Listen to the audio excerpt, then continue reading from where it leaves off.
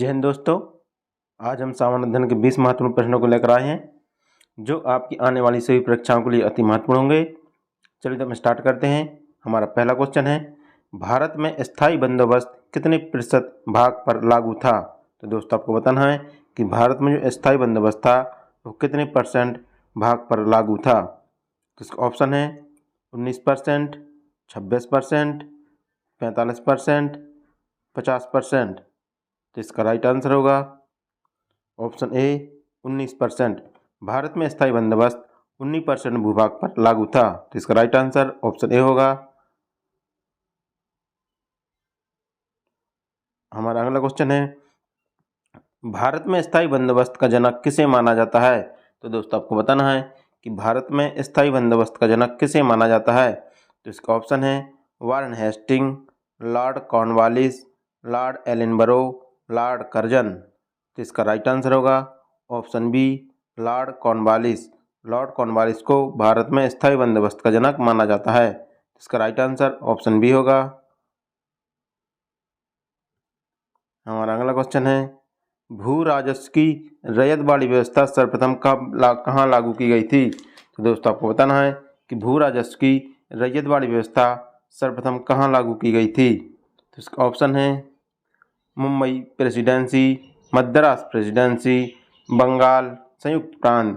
तो इसका right answer होगा ऑप्शन बी मद्रास प्रेसिडेंसी।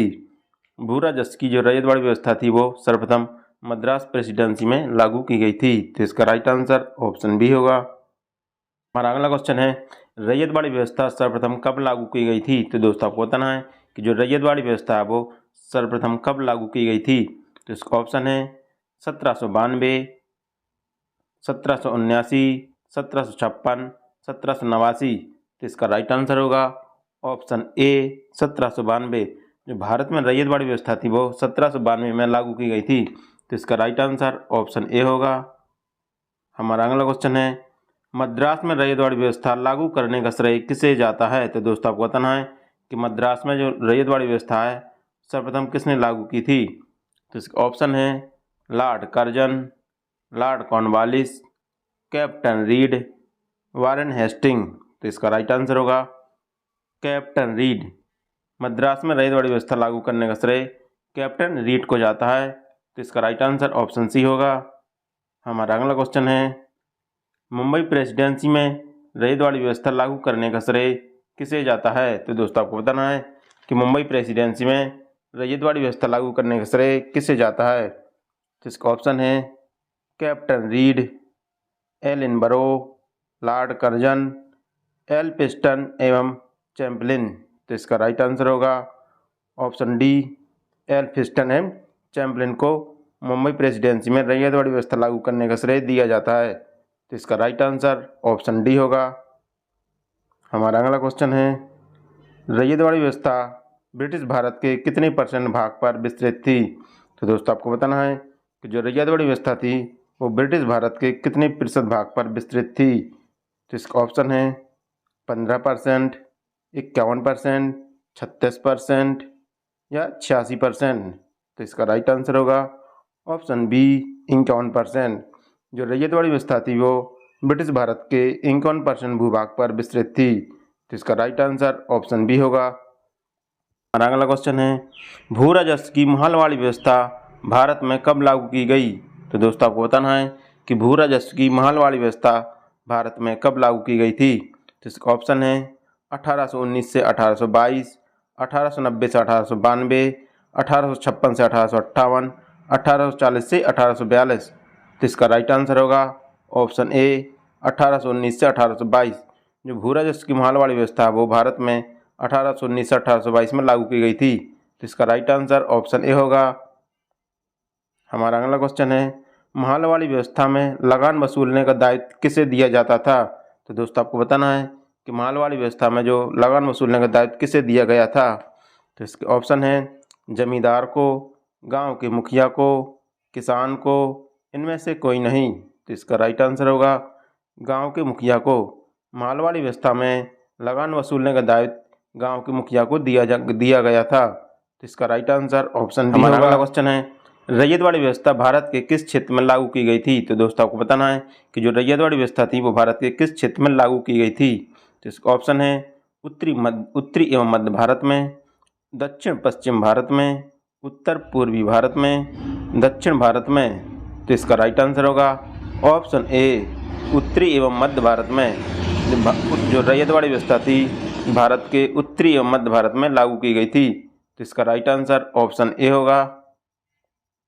हमारा अगला क्वेश्चन है महलवाड़ी व्यवस्था कितने वर्ष के लिए लागू की गई थी? तो दोस्तों आपको बताना है कि जो महलवाड़ी व्यवस्था थी वो भारत में कितने वर्ष के लिए लागू की गई थी। तो इसके ऑप्शन है 30 वर्ष, 20 वर्ष, 40 वर्ष, 50 वर्ष। तो इसका राइट आंसर होगा ऑप्शन ए जो महलवाड़ी व्यवस्था वो भारत में 30 वर्ष के लिए लागू की गई थी। इसका राइट आंसर ऑप्शन ए होगा। हमारा अगला क्वेश्चन है महलवाड़ी व्यवस्था के तहत लगान की दर कितनी थी? तो दोस्तों आपको बताना है कि महलवाड़ी व्यवस्था के तहत लगान की दर कितनी थी। तो इसके ऑप्शन है 50%, 66%, 35%, 46%। तो इसका राइट आंसर होगा ऑप्शन बी 66%। महलवाड़ी व्यवस्था के तहत लगान की दर 66% थी। तो इसका राइट आंसर ऑप्शन बी होगा। हमारा अगला क्वेश्चन है ब्रिटिश काल में भू राजस्व की कौन सी व्यवस्था में नगद वसूली की जाती थी? तो दोस्तों को बताना है कि ब्रिटिश काल में भू राजस्व की कौन सी व्यवस्था में नगद वसूली की जाती थी। तो इसका ऑप्शन है जमींदारी व्यवस्था, रैयतवाड़ी व्यवस्था, महलवाड़ी व्यवस्था या स्थायी बंदोबस्त। तो इसका राइट आंसर होगा महलवाड़ी व्यवस्था। महलवाड़ी व्यवस्था में भू राजस्व की नगद वसूली की जाती थी। तो इसका राइट आंसर ऑप्शन सी होगा। हमारा अगला क्वेश्चन है महलवाड़ी व्यवस्था ब्रिटिश भारत के कितने प्रतिशत भाग में विस्तृत थी? तो दोस्तों आपको बताना है कि महलवाड़ी व्यवस्था ब्रिटिश भारत के कितने प्रतिशत भाग पर विस्तृत थी। तो इसके ऑप्शन है 30%, 40%, 55%, 60%। तो इसका राइट आंसर होगा ऑप्शन ए 30%। जो महलवाड़ी व्यवस्था वो ब्रिटिश भारत के 30% भाग पर विस्तृत थी। तो इसका राइट आंसर ऑप्शन ए होगा। हमारा अगला क्वेश्चन है ब्रिटिश काल में लगान की दर किस व्यवस्था में सर्वाधिक थी? तो दोस्तों आपको बताना है कि ब्रिटिश काल में लगान की दर किस व्यवस्था में सर्वाधिक थी।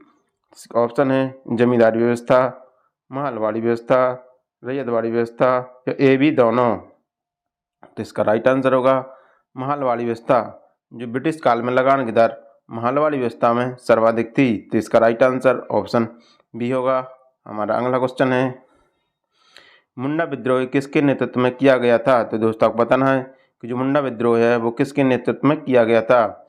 इसका ऑप्शन है अर्जुन मुंडा, बिरसा मुंडा, सेवाराम या कुंवर सिंह। तो इसका राइट आंसर होगा बिरसा मुंडा। जो मुंडा विद्रोह है वो बिरसा मुंडा के नेतृत्व में किया गया था। तो इसका राइट आंसर ऑप्शन बी होगा। हमारा अगला क्वेश्चन है भारत में मुंडा विद्रोह कब हुआ था? तो दोस्तों आपको बताना है कि भारत में मुंडा विद्रोह कब हुआ था। तो इसका ऑप्शन है 1893 से 1894, 1895, 1856 या 1890 से 1892। तो इसका राइट आंसर होगा ऑप्शन ए 1893 से 1894 में बिरसा मुंडा विद्रोह हुआ था। तो इसका राइट आंसर ऑप्शन ए होगा। हमारा अगला क्वेश्चन है उल गुलान की उपाधि किसने धारण की थी? तो दोस्तों आपको बताना है कि उल गुलान की उपाधि किसने धारण की थी। इसका ऑप्शन है कुंवर सिंह, बिरसा मुंडा, अर्जुन मुंडा, चेतन भगत। तो इसका राइट आंसर होगा बिरसा मुंडा। उल गुलान की उपाधि बिरसा मुंडा ने धारण की थी। तो इसका राइट आंसर ऑप्शन बी होगा।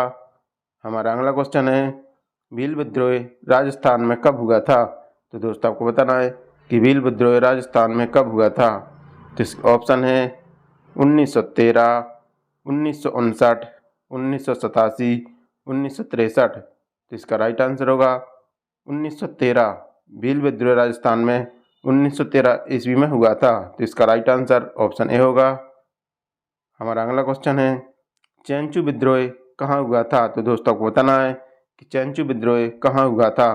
तो इसके ऑप्शन है मध्य प्रदेश, छत्तीसगढ़, आंध्र प्रदेश, उड़ीसा। तो इसका राइट आंसर होगा आंध्र प्रदेश। चैंचू विद्रोह जो आंध्र प्रदेश में हुआ था। तो इसका राइट आंसर ऑप्शन सी होगा।